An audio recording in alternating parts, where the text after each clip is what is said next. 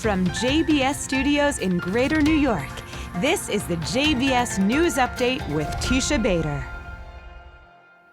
I'm Teisha Bader with the JBS News Update for Tuesday, December the 6th, 2016.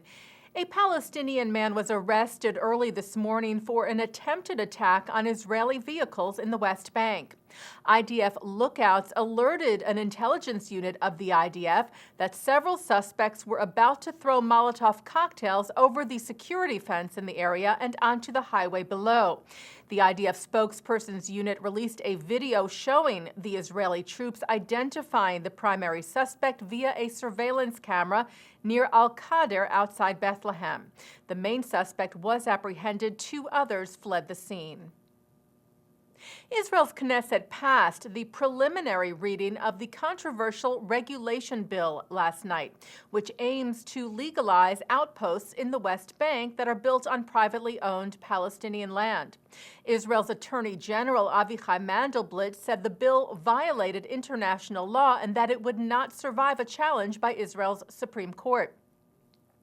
The Palestinian Authority, meanwhile, responded to the bill, calling on the United States administration to officially recognize the state of Palestine and support a UN resolution against Israeli settlements in the West Bank. PLO Secretary General Saeb Erekat warned that the PA would go to the International Criminal Court about the regulation bill, calling it an attempt to, quote, legalize war crimes, end quote.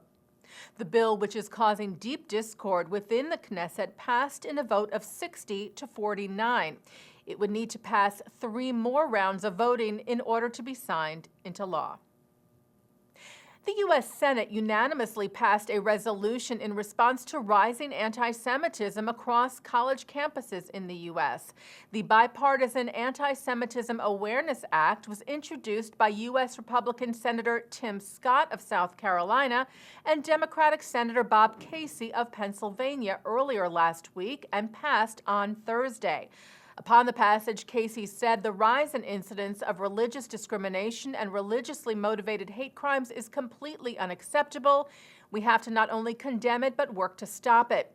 Scott said it falls on us to stand up and do more to stamp out anti-Semitism and other forms of religious discrimination. We must hold to the ideals that our nation was founded on and promote freedom of religion. The bill now awaits passage in the House. Israel's foreign ministry has summoned the representative of Ecuador in Israel following remarks made by the country's UN ambassador, equating Zionism with Nazism.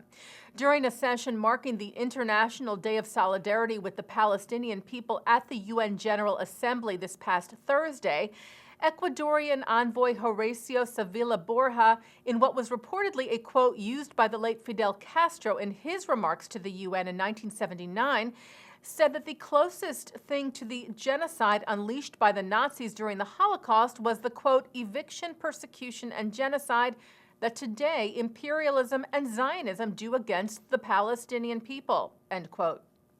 In response, the Foreign Ministry's Deputy Director General for Latin America, Modi Ephraim, summoned a representative of the Ecuadorian embassy in Tel Aviv to complain that the speech was filled with historical falsehoods.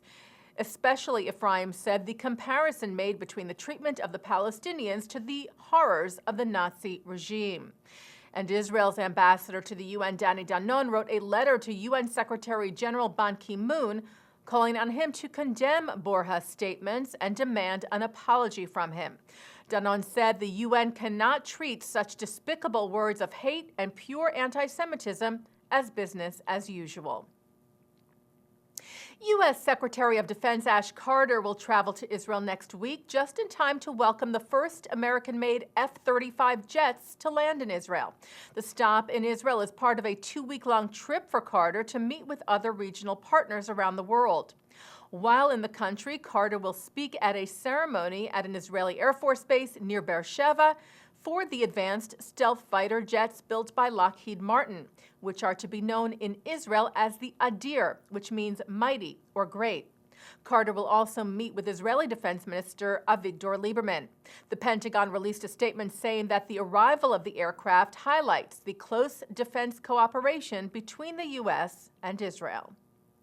And taking a look now at our programming for tonight on JBS, more of our coverage from the Jewish Federation of North America's General Assembly in Washington, with a panel discussion on objective journalism at 7 o'clock, with Lauren Marco of Religious News Service, Joshua Runyon of the Mid-Atlantic Media, and Marshall Weiss of the Dayton Jewish Observer, moderated by Gary Rosenblatt of the New York Jewish Week.